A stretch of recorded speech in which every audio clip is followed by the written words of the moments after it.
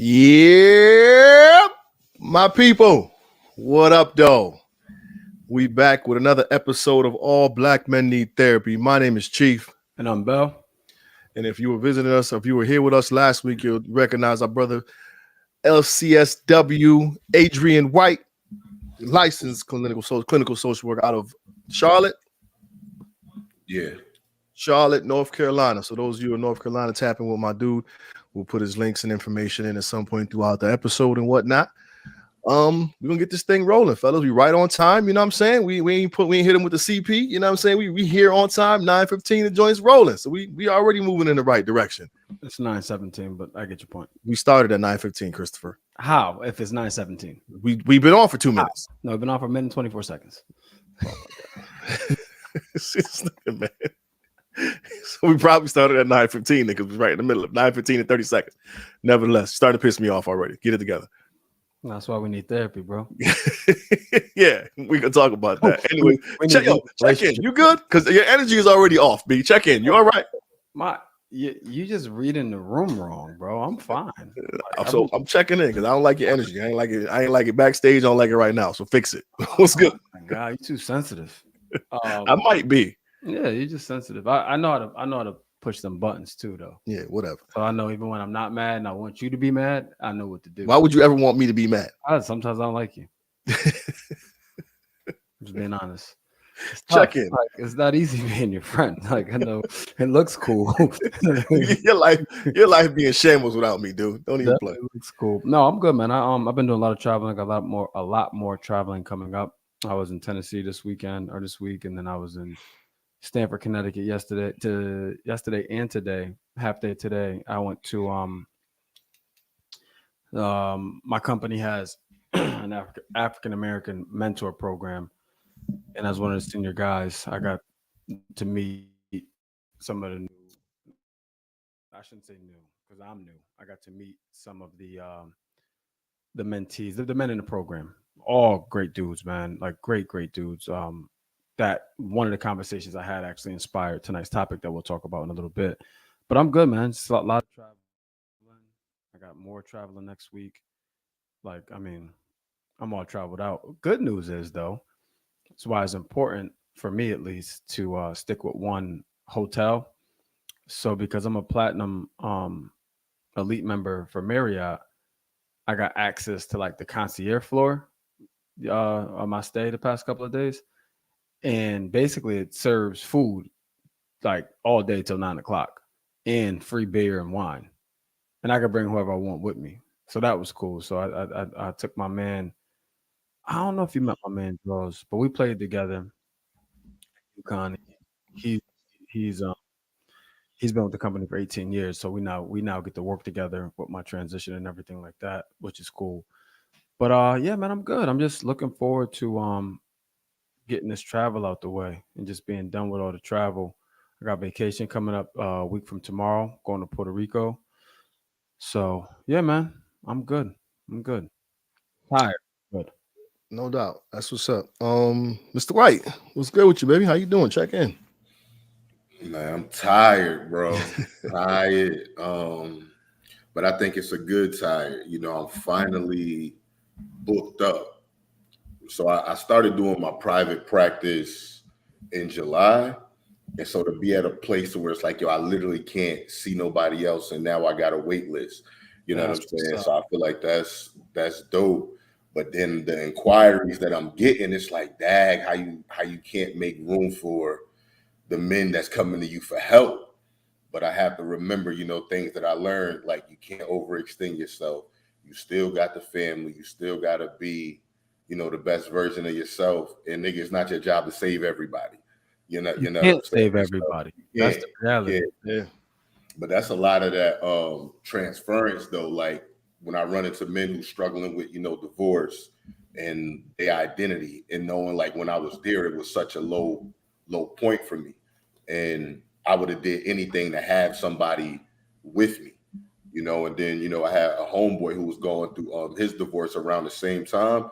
We talked like every day, and that meant, you know, everything to me. So just still battling some of that, remembering some of that. But yeah, other than that, man, you know, life is good. working on the other business with the wife. She's definitely on me about the automation. So she about to literally make everything so much easier. And I love it because do what you do. You know what I'm saying? She's sending me everything she want to do. Just make the decision, babe. You know what I mean? So I'm excited for, everything that's to come. Definitely got some self-care activities planned for me this weekend. So, but yeah, other than that, man, I'm good. I'm healthy, humbled. Thank you guys for having me back. Yeah, No, man. Word. For sure. And Appreciate you. congrats on being booked up, man. It's funny you say that because my wife, same thing. My wife's a life coach. She's an attorney and a life coach. And she just booked out her whole first quarter. You know what I'm saying? So she's booked out her whole first quarter. So she's pumped about that. She got some things going on, really, really going well for her. So shout out to you guys, like making it happen. That's what's up. Fact. No, word. That's definitely what's up. Me, man, I'm good. Kids are happy and healthy. Still doing some stuff around the crib. Yo, a lot of people have been kind of leaning on me lately about their like friendships, relationships. Remember how I bounced a couple of things off of y'all the other day? We was talking about the marriage and whatnot. And it's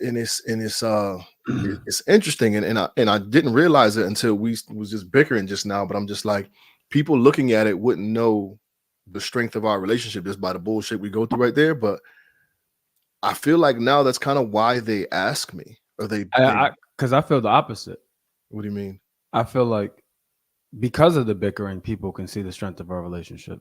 Oh yeah, depends, whatever. But like in the past couple of days, a couple people have like ran their their friendship quarrels by me, and it's just like, yo, me and my dude, like we don't do that. Like that ain't happening. You know what I'm saying? So yeah, that don't mean that's normal. No, but I mean, some of these things were just like, I could never see my people. So Mr. White, I don't know if was I talking to you about? Was it you and Prentice? Who was it? It was me and Prentice. Okay. Yep, so Mr. White, real quick, your ace, your day one, ride or die. You know what I'm saying? From the playground on, gets married and doesn't tell you. You find out on social media. How do you respond? Oh yeah, that's wild. It's not like a quick trip to the courthouse. This is like a full-blown wedding with people that y'all hung out with, like a wedding at a wedding in town where you live with people you've seen and that's y'all hung out with, and you didn't get invited. See, I didn't know all of that. Yes. So it was a destination wedding, but so Mr. White was invited to destination, but he couldn't make it due to whatever the circumstances were. So the person had an in-home wedding, a back-home wedding, and didn't invite this person. Didn't invite their ride or die. Found out on social media. Well, that might be understandable, right? Since he denied the initial request, maybe they only sent it out to whoever, and then because of everything with just the planning and stuff, he literally didn't think about it. So I can see that happening because people planning weddings and doing all of that, the last thing they thinking about is people sometimes. Like that's a lot with switching the venue, So they probably were just sending all of the information out to maybe a standard list, maybe. I get that. I don't want to discredit that, but again, I preface this with your ride or die. Your ace. I don't believe that. I was being honest. You don't believe that's the concept of the relationship? Yeah, I don't. Oh, I mean, that could be it. That could be it too. But from the way it was described to me, was this is my ace. That's what I'm saying is now what it could be, because there's a lot of people that are closer to me than I am to them. Facts. You know what I'm saying? Like, oh no, Bell, my man, that's my day one. Which may be true. We may have been together since day one, but we not that cool no more. You know what I'm saying? So there's one particular person in my life that I've known longer than you. Mm-hmm. And I could see him doing that to me. And he's closer to me than I am to him. We're still tight, but he's closer to me. You wouldn't be bothered by that though. Would you be bothered by it? No, but my point is our relationship is strong. But I could see him doing that, and not, and I wouldn't have any ill will towards that, because based on that circumstance you just gave, I could see it happening. Like now it opens it up to like Adrian said, it opens it up to like circumstance. You know what I'm saying? Okay. Let me if I got married and didn't tell you. Bro, that's apples and oranges. We're not talking about the same thing. That's what I'm trying to tell you. We're not. That's the perception of what I got from the conversation. Well, they're lying. Like they're like that. That's it. Just doesn't. You can't convince me that what they're comparing to what we have is the same thing. You can't convince me of that. So there's something wrong with you. Right? Something wrong with the twist eyes. So it's like somewhere in that relationship, there's clearly, if nothing else, a communication gap, right? There's clearly a communication gap. There's probably a relationship gap. Like there's probably a relationship gap. So let me give you the second scenario that I got. And I just want to run it by you because I was a little baffled. So I know if I'm down and out, Bell, I ain't got it. It's bad right now. Like I lost everything. I need a place to stay for a little while. All right, bro. I got you for a little while. How long can I stay there while taking advantage of your home, your food, and all that, not attributing to anything, not really cleanliness, no bills, no nothing? Not long. Right. So not long at all. So there was a situation to where it was like, let's say 6 months with children, minimal cleaning, using up all of my resources, my food, all that, not paying a dime. So what I have a real life scenario with this, my brother, and I love him to death. And I gave him a time frame. You know what I'm saying? I gave him a time frame. Look, I specifically said, I'm not charging you. I'm like, I'm not charging you a dime. I said, I don't remember if it was 4 months, 6 months. I don't remember what the time frame was, but it was multiple months. I'm like, look, you need to save up some money. Because he was going through some stuff. I was like, save up some money. You're working, get right. And then what you are going to pay me, just keep. I'm not going to do anything. But then at like the 4 month mark, I had checked with him. I'm like, yo, how much you got saved? And he was like, oh, I got a couple things going on. How much do you have saved? Oh, well, I ain't, all right, so check this out. For the next 3 months, so whatever the time frame I put on it, you own this light bill. You know what I'm saying? Because for me, it's like, I'm not about to be inconveniencing myself. I love you to death. I would never put you on the street, but I am inconveniencing myself. So it's like, and my family. So I'm doing that for the betterment of you, for you to get right. I'm not charging you nothing, but if you're going to be over here shucking and jiving, right? Nah, you got to pay this little light bill, which by the way was the smallest bill in my house. You know what I'm saying? So, but when I gave him that, he was going not that long after. So sometimes, but that's the things the things with boundaries. The thing with boundaries is this: it will set people, quote unquote, straight, one way or the other. Right. One way or the other. Like either they'll learn how to do it on their own, or they'll tailor what they come to you for. Either way, everybody wins. You know what I'm saying? But what's the scenario? That's the scenario. The person just came, was given. Well, how long they stay there? It's been 6 months or more.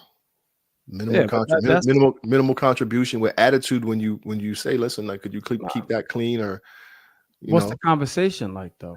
Again, I didn't get too deep into details. I just know it couldn't be me. but that's my scenario. Or the scenario I just gave you is like, you have to have, again, I'm not going to spend too much time on this. Both scenarios have a communication gap. Clearly, right. Both scenarios have a communication gap, and we can't be that close if we don't know how to communicate. See what I'm saying? But you know what? You hit it on the head with boundaries, right? Because can't nobody come stay with me. Mm-hmm. Like, if y'all in town for vacation or something, cool. Y'all want to stay the night, stay the weekend because y'all traveling, cool. Nobody is staying, especially another man. You're not staying in my house. I'll give you bread to help you get a room. You know what I'm saying? I'll help you find something. I'll do all of these other things. Yep. But you're not staying in my house. And since me and the wife on the same page about it, we don't even got to worry about it. It ain't no, but Adrian, he needs a place. Nah, we good. He'll figure it out. Because he can get it from somebody else too. Right. Like I had roommates before. I will never let nobody else live with me again, man. Be drinking your juice. You know what I'm saying? You think you got a soda, then I took my last soda. You ain't washed the dishes. It's like there's certain things you don't do. Yeah. You never take the last in somebody else's house. Of anything. I was just always taught leave it how you got it. Leave it how you found it. You know what I'm saying? If not better. You know what I'm saying? So when I leave the crib, the blankets, the bed is made, all that good stuff. Yeah. You know what I mean? Whatever. Like it's just that's good. Yeah. Nevertheless, smooth transition before we get into the episode today. Hey y'all, we got merch. Check it out. It's in the comments and whatnot. But if you hit the store right now while we're live, use the code ABMNT Live 15. You get 15% off of the entire store. So whatever's in there, punch in the code and get you some discounted merch, man. Support us. It's been going well, and we're happy y'all supporting us. Shout out to my man Mo again. Got himself a tee. It's the only one I put up here, but we got a bunch of pics. I'll get more in here, but salute to you guys supporting us. You dig? But today's topic, Bell. Go ahead, enlighten us, man. Yeah, man. So as I said, this is something that I've been I don't want to say struggling with, but something that it's been on my mind. I'll say that. And the topic tonight is identity. And there's a lot of it could be a lot to unpack. But I felt moved to talk about it tonight because as I said, I was at a Black Man Leadership essentially meeting yesterday. And I had a chance to speak to one of the young brothers and former NFL player, and he retired. He retired, and I just asked him, I'm like, what made you retire? And then we just got into it. You know what I'm saying? We got into it in a good way. Like got into the mental strain that no one sees when you're performing at that level. And the expectations and then now that he's gone or out of the league, the identity challenges, you know what I'm saying? So we started talking about that and I'm like, yo, I don't know what this is. I said, but I just wrote a whole speech on identity the other day. And I said, there's something here for me as far as how I feel about identity and my views on identity. So I was like, well, let me just talk about it tonight. I think it'd be and I'm not going to go, well, who knows? We don't know where it's going to go, but I don't plan to go so deep into my perspective on identity, but I do want to hear from all of us in terms of it. So just for everybody listening, Oxford definition of identity is the fact of being who or what a person or thing is. That's Oxford definition of identity. But the thing is, man, like for a lot of people, myself, identity's been put on the forefront through for me through the LGBTQ plus community, right? With self-identifying and everything like that, pronouns, all these things. Like that's where it's come to be more understood from my standpoint as it pertains to that community. But for me, it's like everybody has an identity, right? Now, some people, and we'll get into that. Some people may confuse identity with different things, but they have an identity. So for me, I'm like, let's talk about what that means as a Black man, right? Like identity as a Black man. So my question to you guys is, what comes to mind when you think about identity? Like, how would you identify yourself? That's the easiest way to answer the question. Ask the question. Excuse me. Go ahead, Mr. White. I'll let you go first. Dang, I was about to say, let me hear what you got for me, Chief. Gotta be quick on the draw. When you say it, I think about it twofold. I think about my identity just as like what a Black man is, period. Like who am I as a person, which is something that I feel like a lot of us are missing because we were supposed to get it from our fathers.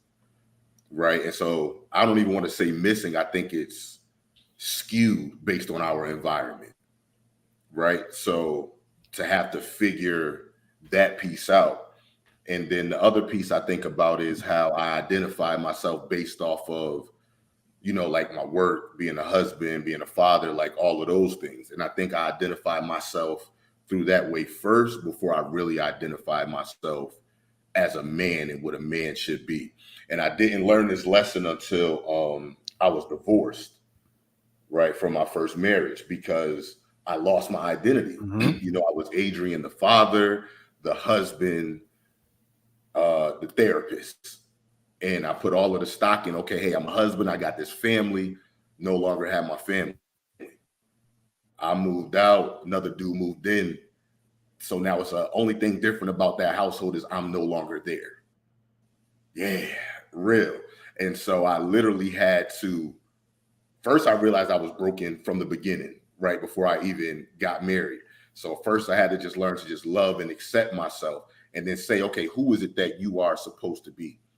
Right. And I did this thing called like the mirror challenge, when I had to learn to be enough for me. Me doing what I felt like was necessary, which was correct, was enough for me. And that's where I found my identity. So I found my identity in being a man of good character, right? Like that defines me. Someone who does not make decisions based off of his emotions, and someone who does the things that he is supposed to do. And I don't need other people to appreciate it.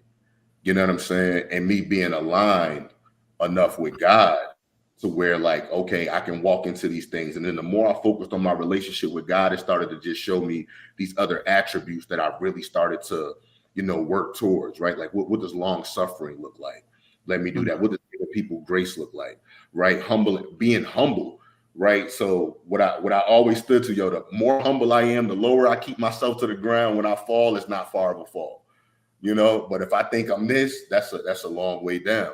So then it went to those things. Then once I established those things, the other things didn't matter to me as much anymore. Right? The being the center of attention, the having people think I did this, whether someone loved me, whether someone appreciated me, it didn't matter to me anymore, because this is who I am. I'm a sound man. Based on my decision making, I handle my responsibilities, just things like that. So that's how it worked for me. Nah, so I'm listening to you and I'm processing this. Go ahead. No. Go. It's better if you go first.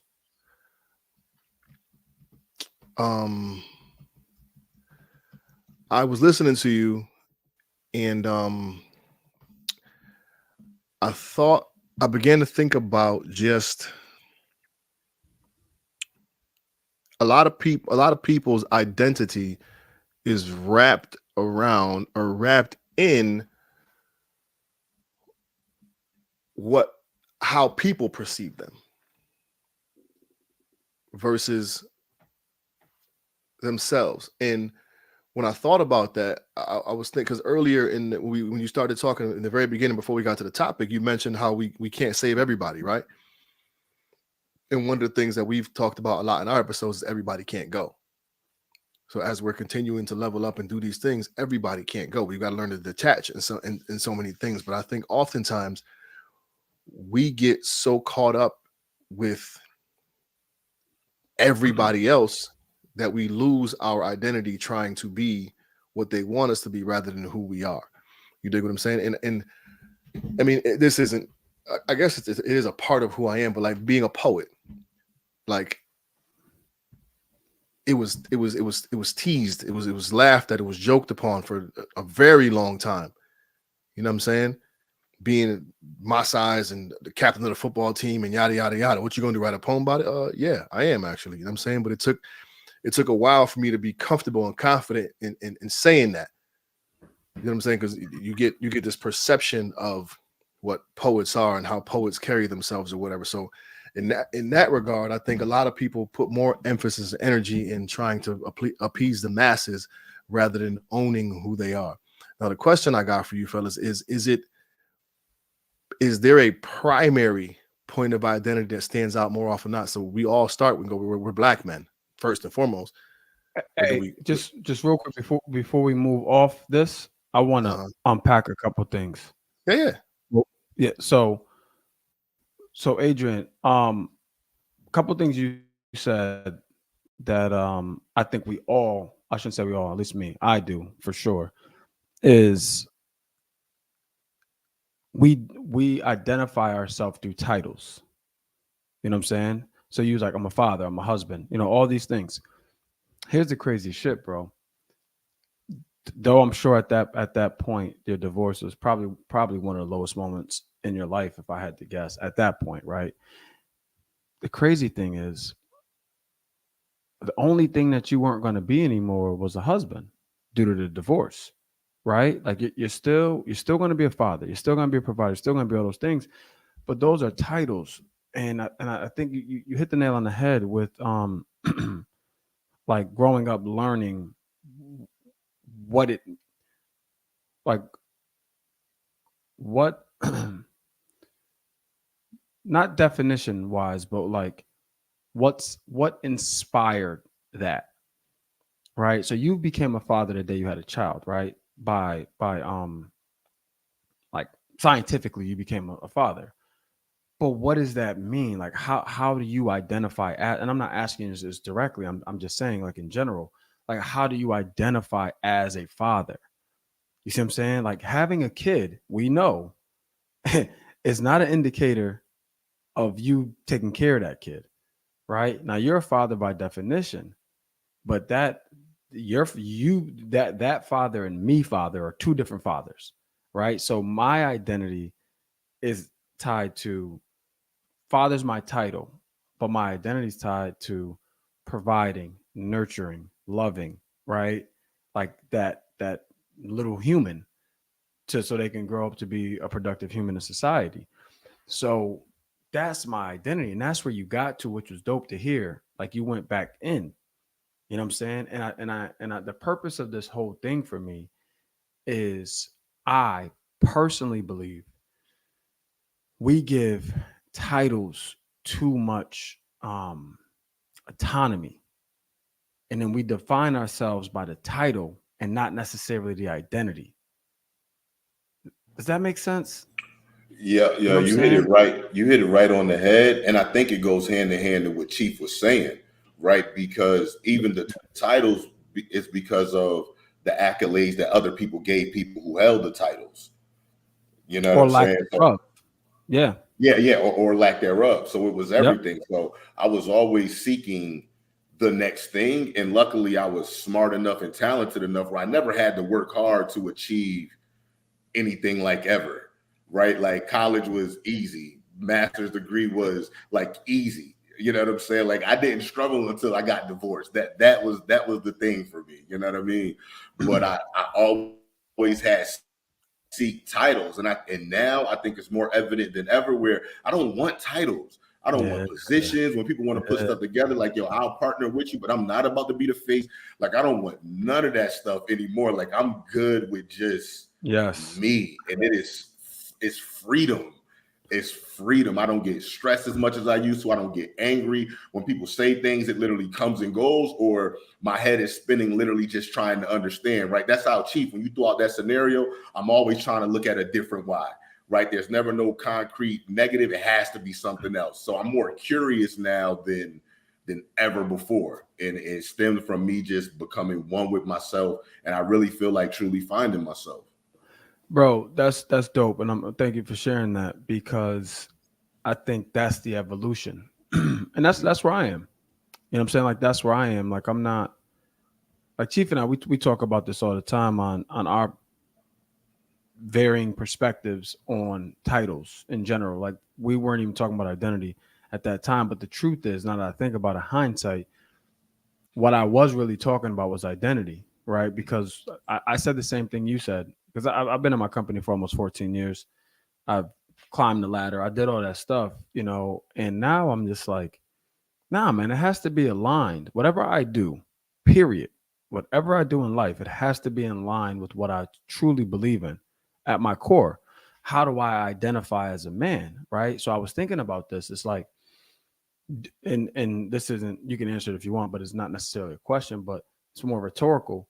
Like, what is your mantra as a man? right? Like, what is your mantra? Like how do you identify? Like, if you had to put it in a mantra, like, how do you identify? You know what I'm saying? Like, The first thing that came to mind for me was just be a good person and lead by example. That was the very first thing that, I mean, I'm sure we can break that down into what that looks like or whatever. But the first thing that came, like, how do you, in terms of that, like, be a good person. And at the end of the day, that's going to get you a lot further than the thing was. Here we were talking about, I think it was that guy, well, my man, shout out to Mr. King at work. We was talking about, like, talent will get you there. Character will keep you there. You know what I'm saying? And I'm like, okay. And that kind of makes sense. You know what I'm saying? no, yeah, it makes sense. We did this speaks to this to in the leadership session I was in. We did some work on PI, performance impact exposure, right? And they surveyed a ton of top executives, thousands of executives, and they put a pie chart on there, and they said, you know, what percentage should a person looking to rise in the company be? And it was exposure 60%, identity 30%, and performance 10%. You know what I'm saying? And that's for another episode to unpack all of that. But I say that to say you're not wrong, right? Like, talent. Here's how I look at it. And I know we're kind of going down a rabbit hole. Talent and work ethic and hard work is like table stakes, like that. Yeah, you're supposed to work hard. It's the expectation is for you to work hard, right? The next question is, what's your character, to your point. But the reason why I say what's your mantra is because if we focus more on that, we'll get every title that we want. You know what I'm saying? As opposed to saying, like, I want to be next executive, or I want to be the next this. But no, if I want to be a good person, I want to inspire those around me. I'm going to continue to make shit happen. And I'm always going to be of sound character. Like, you do all those things, like whatever you identify as, that's what I'm saying. Like, whatever we identify as, and then put that where it needs to go, not the other way around, right? Don't give Bell the title, right? Put Bell in the title, because Bell's identity is what you're buying. You know what I'm saying? Like, that's the value I'm bringing. I'm not bringing, there's another way to say it. I don't have value now that I have a title. That title now has value because it has me. Right. And that makes sense. So to your point in that, in what you just talked about in the pie chart, I feel like I would have said performance, because ultimately would have the higher marking for me, because ultimately the better you perform, the more exposure you get. This is a good conversation. Is that true though? In certain areas and arenas, yes. Is it though? Think about it, bro. What's the common denominator for Division I football players? They're bigger, faster, stronger than D3 players, right? Mm-hmm. They all perform, right? Yes. So what separates them? They're all top performers. So what separates them? Right? Perfect point. If you're the fastest dude on the team, strongest dude on the team, all the accolades, but you're an asshole and you steal, but you the top performer, how long is your runway? No, and with that I get, but I mean in terms of like from performance to exposure though. So here's the deal. So hold on, I got a good example. If you think about NBA players that are nice, but they play in the small markets, they don't get the exposure that the people who play for LA play for, right? So like Shai Gilgeous-Alexander, he a beast, but he out in OKC. So you don't hear about him like you hear about everybody else when he literally is just as good. And here's another point. Do we know offhand how many games Colorado won this year? Here's an easier question. Did they go 500? No. But did we talk about Colorado every week? Right? They're not performing, bro. They are not performing. But the identity of that team is what we all aspire to be. The exposure because of that identity is what we all yearn for as a shit. I tell you right now, UConn Huskies, my alma mater, would love to have an ounce of that exposure that they have. Right? So here's the deal, man. Here's the deal. Shout out to Dan Orlowski. Dan Orlowski is one of the top anchors on ESPN. He was my quarterback in college. We have a running group chat, long, deep conversations. Dan Orlowski was an NFL quarterback for 13 years. 13 years. Average tenure of an NFL player is 3 years. 3 years. Perspective. We get in this conversation one day. He says, I didn't even think about this. I'm talking about it right now aloud. Identity. He identified as an NFL veteran at that point. He was retired. And he never identified as an NFL starter. I'm gonna bring this full circle. Dan said there were 2 plays that happened in his college career that never allowed him to be the player he needed to be in the NFL. Because those 2 plays that exposed his weaknesses, right? And he couldn't get through it. And what he said to that after that, he said, listen, man, talent is the floor in the NFL. The floor, right? Because everybody's talented. Everybody's performing. So what separates this person from the next person? Because it's not talent when you get to a certain level. Like in my company, when you go for executive roles, it's literally splitting hairs because everybody's performing. If they weren't performing, they wouldn't be in the conversation. So everybody's performing. You have to expect everybody to perform. Now, how does somebody get the job? Well, how do they identify? Are they performing and letting people know they're performing? Right? Are they getting into these rooms that people aren't willing to walk into and then have that same conversation about their brand and who they are? You see what I'm saying? Like look at in the poetry world, bro. There's not many poets, I'm convinced, that made more money than you that's not full-time poets, period, as far as I'm concerned. But there's some that there's a lot with a bigger brand, a lot with more exposure. But you guys are both performing. See what I'm saying? So it's like, I see what you're saying. No, I get it. Like that's, and I didn't want to go down that rabbit hole because now this is always what happens. We be talking about one topic and we end up on something else. But this is always great conversation. Yeah, but my point is, my only thing I'm trying to say is, as Black men, we have to figure out who we are from an identity standpoint. Because saying I'm a Black man, that's a title. How do you identify as a Black man? What does that mean to you? You know what I'm saying? My bad. I know you had another question and you got me going. You wanted me to wake up. Now I'm up. All right. I'm up. You want a nigga? Nigga here. Nah, I forgot the question. Now I was writing stuff down. But I remember at the Black Men in Leadership Conference, Bell, they talked a little bit about intersectionality. Mm-hmm. You think those points have emphasis on identity? Like, because you meet those crossroads between father and son, between leader or business exec and husband and all that good stuff. Like, are those all wrapped into our identity, or does that not matter? I think Adrian started making a phenomenal point, and I'm going to say something, and I want you to finish it if you can. But here's my thought. I'm not saying this is fact. This is just my personal thought.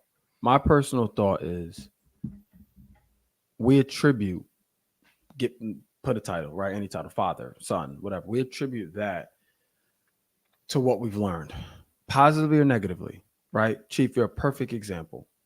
Like, your father wasn't around. So you strive to be the best father you can possibly be, right? Here's what I know. If your father was around, you still would be a great father. Why? Because that's just who you are. So does the adjective prior to the I guess I can't call it a pronoun, but does the adjective prior to the label make a difference? So if I don't say father, and I'm like, you know what, I'm a good father or a loving man. You know what I'm saying? Like, I don't know exactly what you're saying, but let me try. I think what I'm saying is you're going to be who you are regardless of the title. enter title X. Mhm. Chief's going to show up 100% Chief with Mhm. all these attributes that you possess. You see what I'm saying? Mhm. Like all these attributes you possess, they're going to show up. Like if you decide to take on a life of crime, you're going to be a nice ass criminal. You know what I'm saying? Like you're going to be a caring criminal. Like you're still going to have those attributes. You know So that's my thing. So I would use, it sounds, correct me if I'm wrong, but it sounds like you're saying the title of father isn't something that should be used when stating your identity. What I'm saying is the title of father is just that, a title. How you identify in that title will make that title. Because again, bro, we know fathers that aren't that don't identify as fathers. You see what I'm saying? Like we know people who have children who don't identify as fathers. So don't give me and him that same title. You know what I'm saying we're not the same. Like I identify as a father. No, I identify as Chris Bellamy, who is this. Boom, boom, boom, boom, boom. And as a result, I'm a phenomenal dad because of my attributes. Yeah, shoe fits.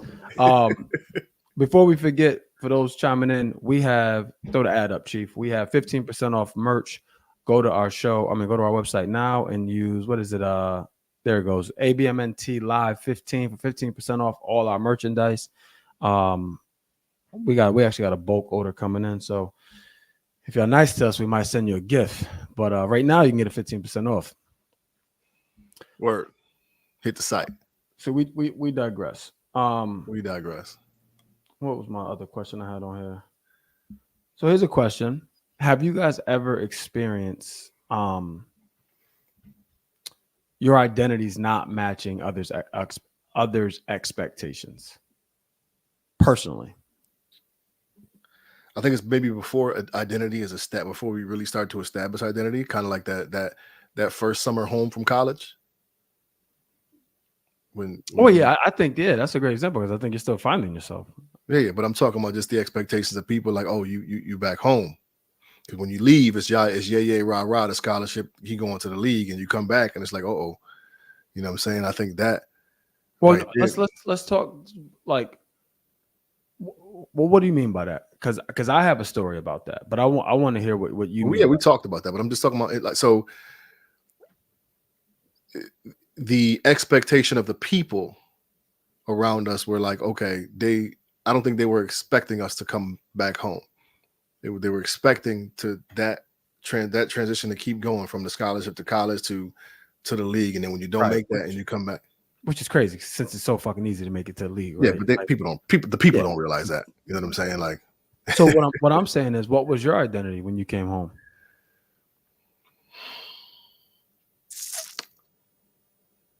Hustle. The identity was wrapped around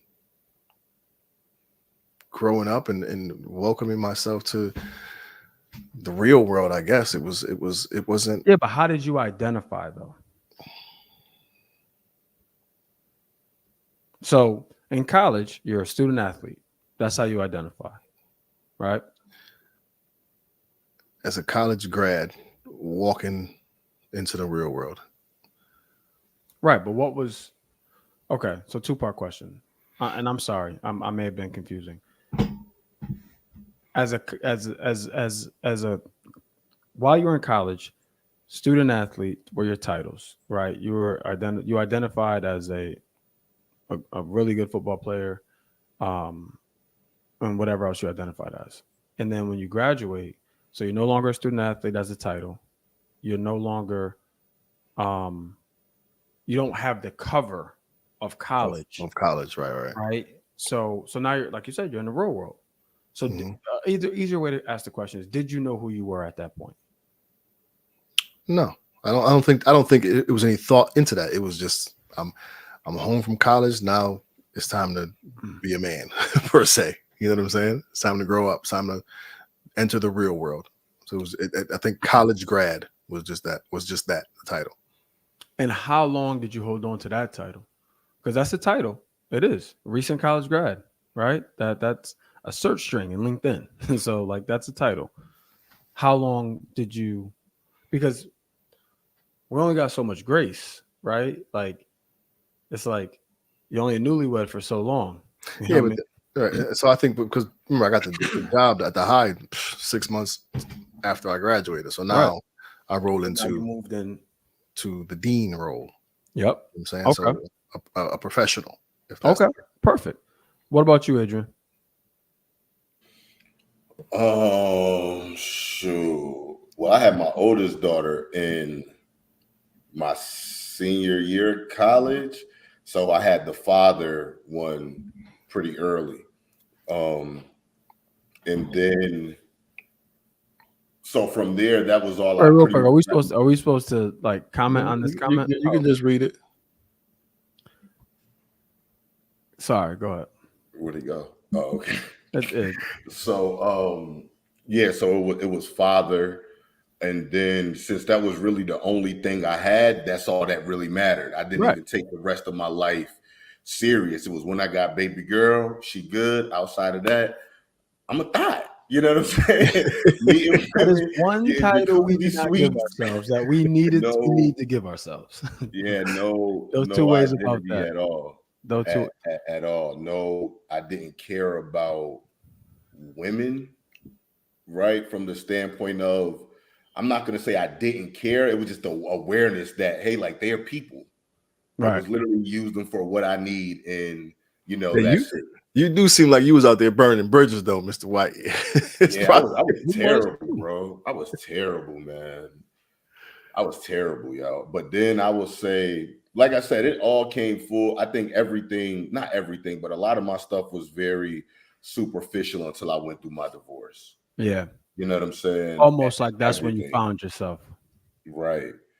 Right. It's crazy And because it sounds, and I don't want to put words in your mouth, but it sounds like you your world as it existed as a husband at that time, that's where your identity was and all those things. And then when you get that taken away from you, now it's like, who am I? And then that's but when you it know sounds what? like, It's funny because I put my identity in it, but I still wasn't even that though. You know what I'm saying? Like even the standards that I felt like a husband was supposed to be, I wasn't. Right. So it mm, literally was just the title. Okay, I have these titles. Y'all but respect you these didn't even titles. I'm still identify something it as totally that. different. Yeah, Right. yeah. I'm still something, still a Ah, monster on the low over here, still getting love, still, oh, I got the credentials. Y'all got to listen to me. So it was almost just like power, right? And when you don't know what you are, the thing about identity, if you don't know who you are, you will abuse things. Right. So I literally took everything I had for granted. That's why I tell people like my divorce was the best and worst thing that ever happened to yeah. me. You know what I'm saying? Yo, And because so, yeah. it's crazy, right? Because and I don't have that traumatic of an experience to help me find who I was or who I am. But it's we all have, I shouldn't say we all, but more often than not, when you go through something like you went through or something like I'm about to explain, there's a pivotal moment. That's what I'll call it. I'll call it a pivotal moment. Now that could be in your case divorce, and in my case, it was quite frankly, it was honesty for me. So when I graduated college, NFL prospect, trained in Jersey for 3 months, like Jacksonville Jaguars calling me the day before the draft. Like in my mind, I'm going. You know what I'm saying? Like I'm going. My family's mind, I'm already there, right? Like they've already picked their houses out. You know what I'm saying? So when I didn't get drafted, I kept trying for a little bit, not long, but a little bit. When I didn't get drafted, now when I come back home, I got to answer all these questions. You know what I'm saying? Like, but why you in the league? Then I found myself explaining myself. You know what I'm saying? Oh no, you know what I'm saying? It was a heavy running back draft year, yada yada, yada. Going the whole gamut, and it became like a speech pattern. Like, cause it happened every time. Anytime I went out, like you said, I was in the streets. Like we was out clubbing, having fun. So I would always see people, and it was the same conversation, and they would get the same answer. Didn't matter who asked me, and that shit gets tiring. because that becomes a burden. So that goes back to what I was saying. Like when your identity doesn't match the expectations of others. You know what I'm saying? Like they see me from a title standpoint as an NFL player. And I may not even had a job at that point. I don't even remember. You know, I probably maybe I did, but but I say all that to say I had an epiphany one day. I'm like, yo, am I telling myself some bullshit? Like I literally had to ask myself that. Like, am I telling myself some bullshit? I said, because here's the reality, right? If I was good enough, I'll be there. Now, I could make an argument as to why that's not true. I could. But the longer I made that argument with myself, the longer I'll be holding on to something that probably at that point was no longer attainable. And the longer I held on to it, held on to that identity, right? That identity as an athlete, that identity as, a provider through sports. Like that's how I identified a provider through sports. The longer I held on to it, the longer I chased that, the further I was going to get away from who I was really meant to be.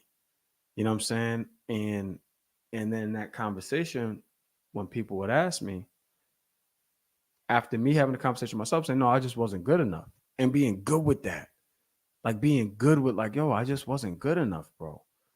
And there were two things. I know we're coming up on time. There was two things that happened that got me to that point. One was the conversation with myself, and one was a tryout that I had. And the crazy shit is I was the best running back at the tryout. But at that point, I realized I just no longer want to do it. You know what I'm saying? So I started to say it was liberating because now when I have that conversation with people in that moment, I'm like, no, I just wasn't good enough. Like, no, Bill, you was like, no, let's check this out, man. You don't know more about me as an athlete than I know. And I'm telling you, I wasn't good enough. And you have to have that conversation once, maybe twice, but boundaries, you'll never have it again. And then that just took the pressure off me. You know what I'm saying? So when I was talking to my man last night, he was dealing with that, but at a different level. Like he was in the league. Like it was a different level. You know what I'm saying? Practice squad, but in the league. So I'm like, yo, I can relate. Like it's a weight lifted off your shoulders when you're not trying to uphold this expectation of you. Like I felt obligated to get to the league because of everybody's expectation of what I could do for them when I was there and what I want to do for people when I was there. But then the reality is, it's like, again, the reality setting is like, nah, bro, you just wasn't good enough. But hey, guess what? Guess what? Here's who you are at your core. That title doesn't define you. You know what I'm saying? Like that title didn't define me. And I have friends up until recently that title defined them, former professional athletes. And they could not find themselves outside of the sport. You know what I'm saying? Because everything was wrapped up into that. But I'm like, nah, I know who I am at my core. And as a result, I'm going to make shit happen. You know what I'm saying? Like, I'm going to still make shit happen. So that's why I ask these questions about identity and titles, because a lot of us can't identify ourselves until the title is stripped away. You see what I'm saying? And that's what happened with me. And it sounds like that's what happened with you to an extent. Yeah. Right quick, and I'm gonna let you jump in there, Chief. It's something you said though, right? Where my dean of pledges, man, I'll never forget. He told me sometimes we get caught up in our story too. Mm-hmm. Yes. Right. So you could have easily did that. Yeah, Mm-hmm. I could have went to the league, made all of these excuses, and you still could have rolled that wave of he was good enough, but you chose to do something different. Mm-hmm. It was a time when I graduated, I had full custody of my daughter. So it was just me and her. So, you know what I'm saying? College graduate, full custody of the daughter. And I would real quick, I even got to the point. Ain't no pickup line better than that. Just facts. I'm speaking from experience. Facts. Trust me. I know. Ain't no pickup line better than my daughter. Oh, facts. But it was funny because I had got so caught up in that story, right? So where even I would exaggerate things on her mom, shout out to my oldest daughter mom. I would even exaggerate that story to make me look better. And one day my dean checked me, was like, yo, bro, I talked to you 2 years ago and you were telling me the same story.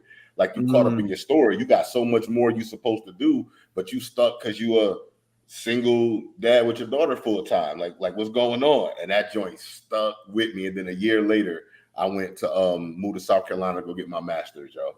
That's so the what's fact up. you didn't get caught, you didn't stay caught in that storyline is good because a lot of people do, and then it turned bad for them. We all know that piece. We got dudes still to this day talking about high school accolades. Word. That's a fact, bro. Like for real. Like, and it's like boasting about it. Want to argue. Like every conversation, they find a way to weave that in. Yeah, it's like come on, fam. Like come on, B. We can't keep doing that. Nah, but that's a good valid point. The story is definitely something that we tend to hold on to. And then the other question is like, what is your story? You know what I'm saying? Like, what is it? Like, what's today's story? What's today's mantra? Like, who are you today? Like, and that was like what you've been through got you here and made you, right? But who are you going to be? Yeah, I heard that story already. Yeah. Give me the next chapter. Exactly. You know what I'm saying? Well said. Yeah. For sure. Yo, I think it was some good nuggets in here, man, in terms of identity. A lot of people are struggling to identify who they are and what they're about. And I think, it's imperative and important for us to, find something as what's the common colloquialism now? Stand on it. Find something you got to stand 10 toes down on and use that to help. I think like an action item for some people who are struggling, right? Like write down 3 things you want people to say about you when you're not in the room, right? About who you are, attributes, right? Character attributes, whatever.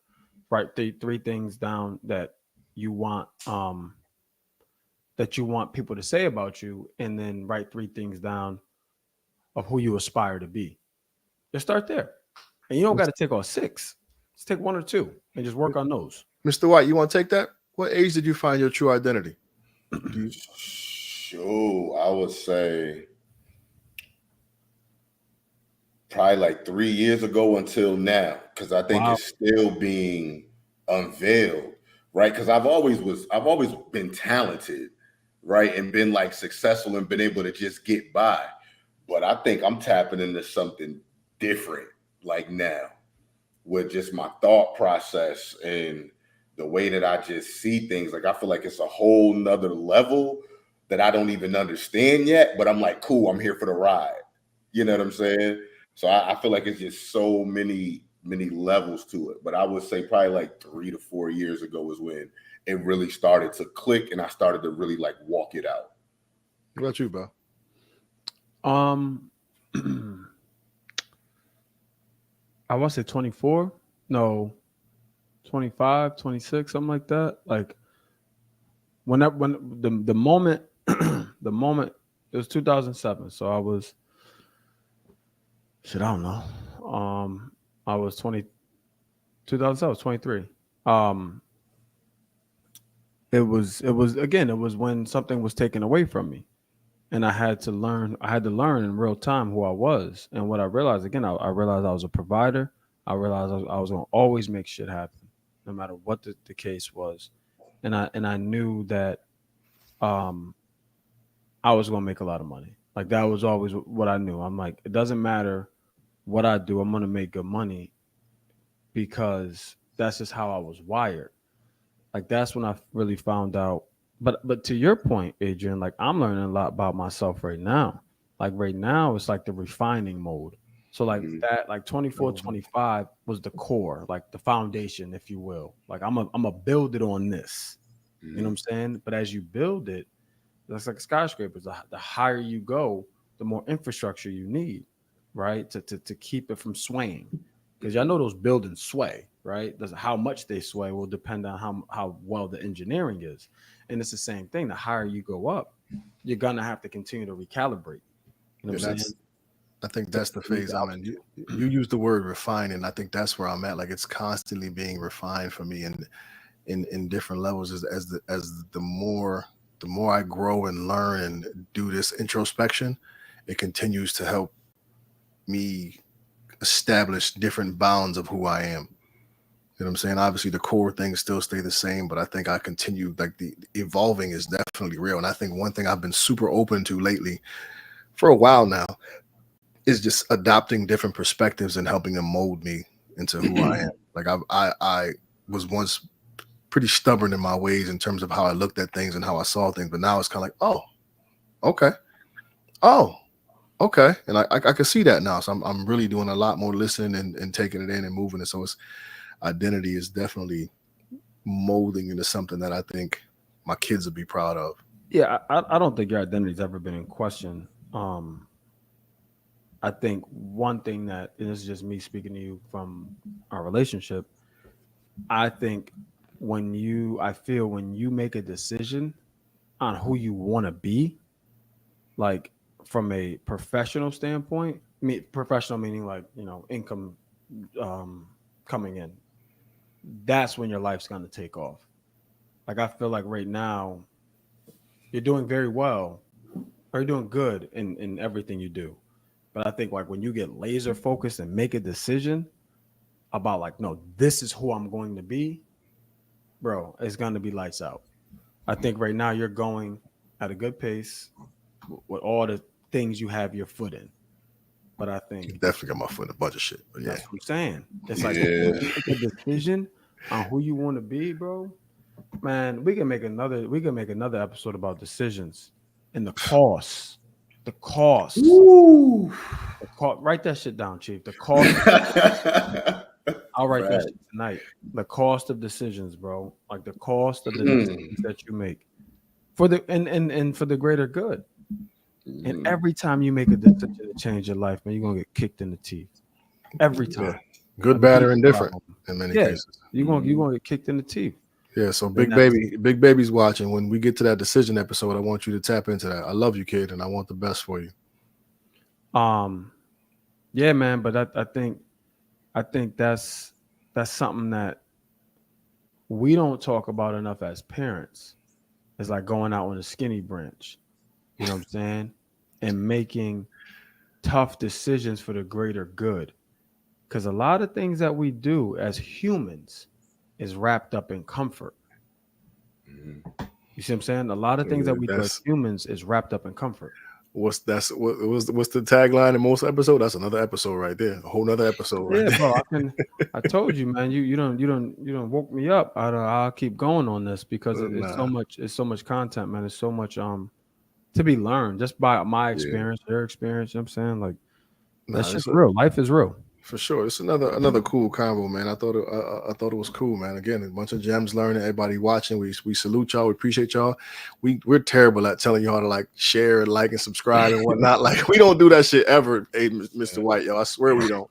We just be out here going, and at the end, like, yo, like, Yeah. share, subscribe at the end of the damn episode. But yo, if you on right now, hit the like button one time for the one time. We'll be back next week, same time.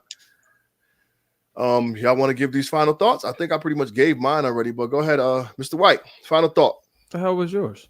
I just talked. So if I feel like that, everybody else does. So you might as well give it. Go ahead, Mr. White. You know what? I'm gonna say this. The beautiful thing about the search of finding yourself is it's literally something that's just for you. You know what I'm saying? It's just for you. I don't gotta share it, right? Even though my wife benefits from it, the kids benefit from it, but it's something that's mine, right? It's something that is just all about me. Nobody could take it away from me. I could keep my smiles to myself. Like it's literally just all mine. So I encourage you all to embrace that piece of it, right? Learn to spend the time with yourself, to self-awareness, to ask yourself questions, and then just embrace the growth, because it's a beautiful journey, not always easy, but you hit parts and pieces of it to where it's just a beautiful thing to watch things just unfold for you, yo. So yeah, embrace the journey of just finding yourselves, and as you continue to get refined, along the way. I'll go. My bad, y'all. I was messing with my camera and it turned off. Y'all can still hear me though, right? Yeah, you frozen, but go ahead. No, you good now. Go ahead. Yeah. My final thought is um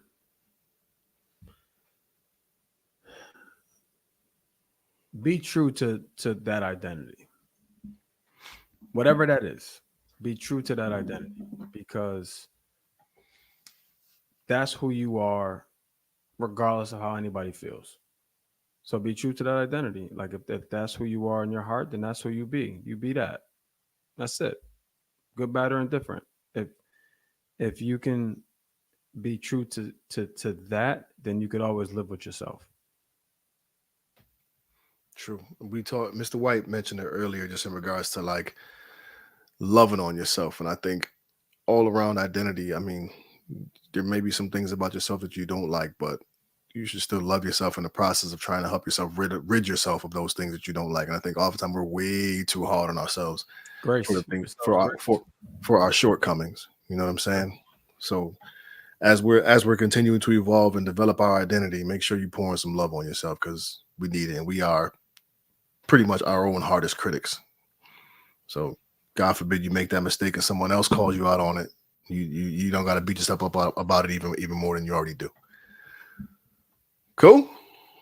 So before we ABMNT 15% off. I was about to pull that joint up right now. So we have our website is up. Hit the website abmnt.com. 50% off merch. Use the code ABMNT Live 15. We'll be on for another couple of minutes. I'm going to hit you guys with one of my poems I released recently with one of my young boys. Shout out to J-Rock. But I want to give y'all a little snippet of what we got coming. I think it's like a 4-part piece. So check it out. Stay tuned. Let me know what y'all think.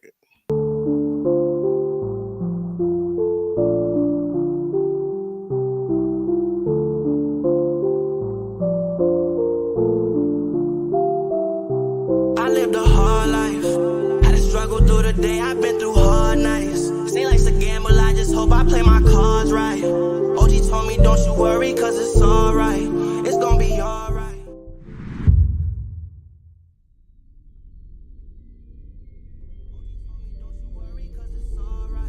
It's gonna be alright.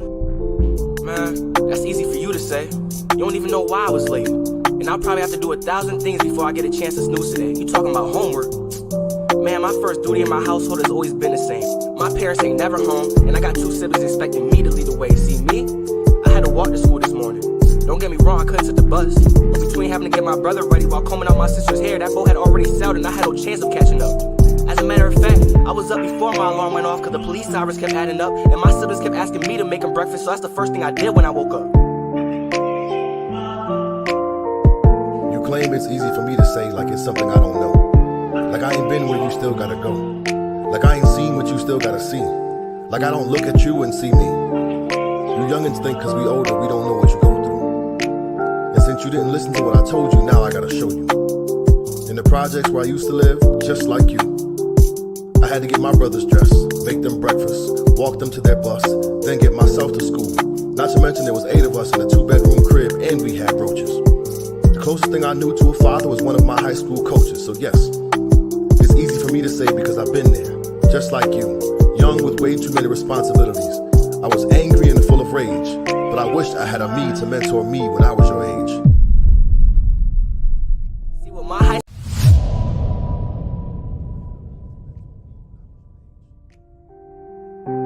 See what my high school coaches don't understand is that though we're lined up in the field by 2, I got homies being lined up in the field by 2. And every time I go to the course, I'm being judged by my parents as if I have something to prove.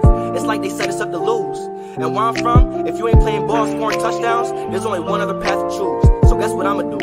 It's not cause I want to, but I'll do what I got to. Cause I know some days the sun won't shine, but a full dinner plate will put us all in a brighter mood. I'm fixing to shed a light or two. You being from where I'm from lets me know that the struggle is both inherited and recyclable. But you being a teacher tells me that you probably had opportunities that I consider impossible. So I say it's easy for you to say because the street life and the lack of help were 2 things that you were never confined to. That's easy for you to say. You assume, but you don't know. I have a rebuttal for every word you spoke, but that's typical of us adults, right? Listening to respond, but not to understand you. I get everything you said, but I need you to understand too. First, only God can judge you. It's unfortunate that the world does too, but you ain't alone. I got the same color skin on my bones. I had dreads, just like you, and you can keep them jokes. But I know what it's like to have no food, to have hoop dreams and no hoop in the neighborhood. I had to use my back pedal to help me move forward. I know what it's like to have counselors doubt you, but they wouldn't have a job without you, like me. And I got way more talent than teaching that'll make me way more dollars. But I came back to give back, to help you understand that you can be street and scholar. You don't have to settle, but you do have to listen. I may be a little older, but our lives ain't that much different. I lived a hard life. Had to struggle through the day. I've been through hard nights. Seems like a gamble. I just hope I play my cards right. OG told me, don't you worry, cause it's alright. It's gonna be alright. I lived. Yeah. Hey, yo, that joint was fire, bro. So that's my joint, my young boy. It's a couple more parts to it. It's just, a story between the old head and the young boy, just trying to help him get right and see that we ain't too much different. You know what I'm saying? So That was real dope. that was that. There's some more to come. But yo, hit the website, get some merch. We got a voice line, 860-410-6160. You going through it, you need somebody to talk to. You want to send us a text message, you want to holler at us, please do so. You can email at us at Chief, Bell, or Prentice, either one of us, at abmnt.com, or you can just email allblackmanlytherapy@gmail.com. Mr. White, please let them know your info, let them know how they can get a hold of you. I'm gonna have a bumper for you next time. Put it right on the screen for you, I promise. All right, cool. So yeah, if you want to reach out to me, you can visit the website acceleratedelevation.com. We do coaching and counseling, my wife and I. So we do married couples, and we focus mostly on men. Me anyway. My wife doesn't really do much individual coaching with women just because of the kids. So we had to just pick two lanes for this season. But don't worry, ladies. She gonna get y'all right in a few months. Word. Shout out to all the black businesses. Word. Holler at us too. We got some advertising spots for y'all guys too. You know what I mean? Nevertheless, yo, per usual, man, do us all a favor and hug a black man today Do it. and tomorrow. Do it. We out, y'all. Peace.